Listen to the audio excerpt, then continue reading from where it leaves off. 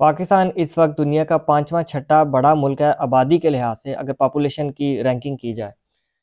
और ये दुनिया का इतना बड़ा आबादी वाला मुल्क कल अंधेरों में झोंक दिया गया। पूरी कौम अंधेरों में बैठी रही और कुछ समझ नहीं आ रही कि बंदा करे तो करे क्या, किसको पूछे, किसको जिम्मेदार ठहराए। देखें, जब कोई आम शख्स आपका कोई नुकसान करता है तो आप उसके खिलाफ किसी किस्म का हर्जाना लेने के काबिल होते हैं। आप कम से कम कह सकते हैं कि भाई तुमने मेरा ये नुकसान किया है, इसका तुम इतना हर्जाना दो, मेरा इतना नुकसान हो गया, तुमने मेरा इतना लॉस किया है। इस मामले में बंदा हर्जाना किससे क्लेम करे, कंपनसेशन किससे क्लेम करे। अगर आप सिर्फ फिगर्स की बात करें, आप सिर्फ एस्टिमेट लगाएं कि कितना बड़ा धचका ये ब्लैकआउट जो 12 से 15 घंटे से भी ज़्यादा का था, पाकिस्तान की ऑलरेडी जो सफरिंग इकॉनमी है, तबाहशुदा इकॉनमी है, उसको कितना बड़ा झटका लगा।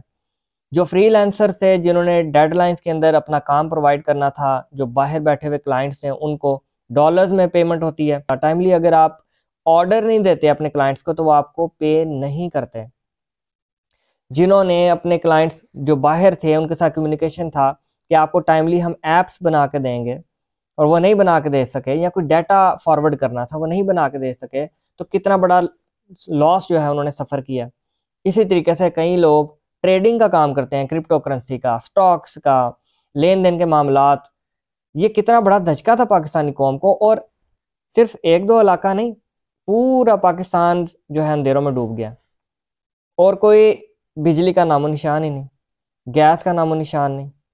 आप जस्ट ऑब्जर्व करें, फील करें उस घर की कैफियत जिसमें कोई छोटा बच्चा है, कोई बुजुर्ग है, कोई बीमार बंदा है, और ना वो अफोर्ड कर सकते हैं यूपीएस, ना वो अफोर्ड कर सकते हैं जनरेटर। तो वो कैसे अपना दिन गुजार रहे होंगे, या कैसे अपना अर्निंग का सोर्स आगे कैरी ऑन कर रहे होंगे। एक बंदा जो मुतवस्सित घराने से है, जो अफोर्ड कर सकता है, वो तो चलो अपना दिन किसी तरीके से आगे पुश कर लेगा, अपना कुछ सर्वाइवल को कोशिश कर लेगा। इतना आसान नहीं है हर बंदे के लिए भी, लेकिन यूपीएस जनरेटर से आप कुछ अपना टाइम ले लेते हैं।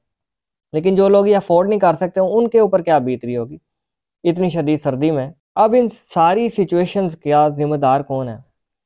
आपकी स्टेट।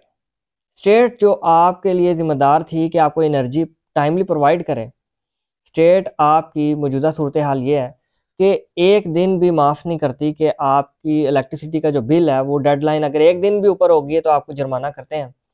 और हद ये है कि कुछ दिनों बाद बंदे आपके घर पहुंच जाते हैं जो आपका इलेक्ट्रिसिटी का मीटर काट के ले जाते हैं, और जिस पेनफुल प्रोसेस से दोबारा आपको वो मीटर वापस लेना पड़ता है। हालांकि उनका राइट नहीं होता कि आपका मीटर काटें और ले जाएं, या आपकी प्रॉपर्टी आपके पैसों से आया, वो सिर्फ आपका कनेक्शन डिस्कनेक्ट कर सकते हैं।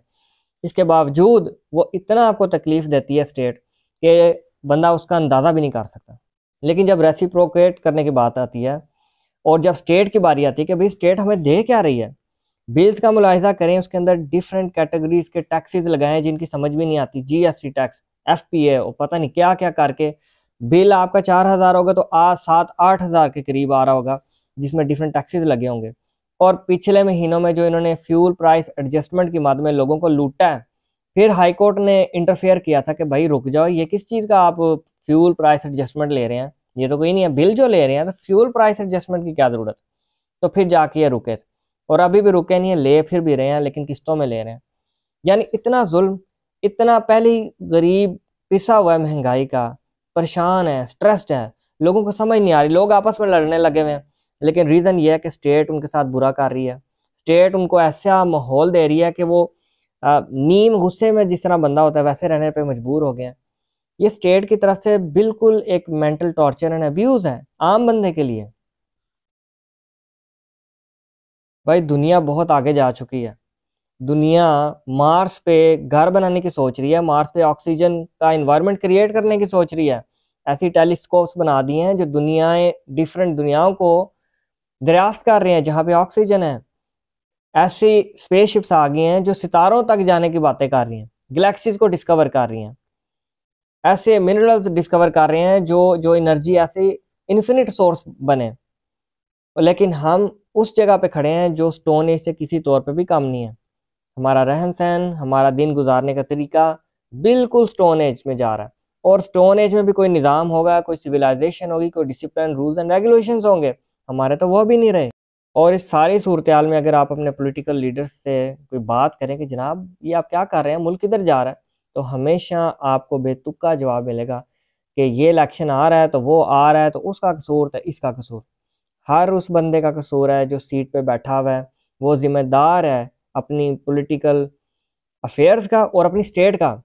हज़रत उमर रज़ी अल्लाह ताला अन्हु ने ऐसे ही नहीं कहा था कि मेरे रियासत में, मेरे दौर में अगर कोई कुत्ता भी दरिया के किनारे प्यास से मरता है तो उसकी ज़िम्मेदारी मेरे पे बनती है।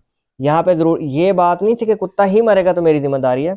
ये एक सिंबल दिया था, एक इंटरप्रिटेशन दी थी, एक साइन दिया था कि इसको भी हकीर ना समझना, मैं हर चीज़ का रिस्पॉन्सिबल हूँगा क्योंकि मैं हेड ऑफ़ द स्टेट मुझे बनाया गया। Thank you.